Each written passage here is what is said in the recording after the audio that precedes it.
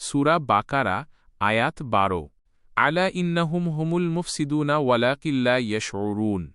অর্থ, সাবধান, তারাই তো মূলত ফাসাদ সৃষ্টিকারী বা অশান্তি সৃষ্টিকারী, কিন্তু তারা তা অনুভব করতে পারে না। আপনি কি লক্ষ্য করেছেন, আল্লাহ এই আয়াতটি শুরু করেছেন আলা বা সাবধান শব্দ দিয়ে? এর মাধ্যমে আল্লাহ অত্যন্ত জোরালোভাবে মুনাফিকদের মুখোশ খুলে দিয়েছেন। আগের আয়াতে তারা দাবি করেছিল যে তারা শান্তি স্থাপনকারী, কিন্তু এই আয়াতে আল্লাহ স্পষ্ট করে দিলেন যে প্রকৃতপক্ষে তারাই সমাজে বিশৃঙ্খলা এবং অশান্তি ছড়িয়ে দিচ্ছে। তাদের এই দাবি সম্পূর্ণ মিথ্যা। এখানে সবচেয়ে আশ্চর্যের বিষয় হল, আল্লাহ বলছেন তারা তা অনুভব করতে পারে না। এর কারণ হল, যখন কোনো মানুষ দীর্ঘ সময় ধরে ভণ্ডামি আর মিথ্যাচারের মধ্যে ডুবে থাকে, তখন তার বিচার বুদ্ধি নষ্ট হয়ে যায়।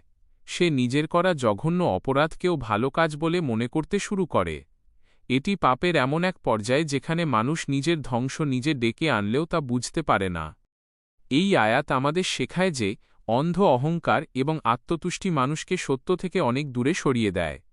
আমরা যেন আমাদের প্রতিটি কাজকে আল্লাহর হুকুমের সাথে মিলিয়ে দেখি এবং সবসময় আল্লাহর কাছে হেদায়েত চাই, কারণ নিজেদের খুব ভালো মনে করার নামই সফলতা নয়, বরং আল্লাহর কাছে গ্রহণযোগ্য হওয়াটাই আসল।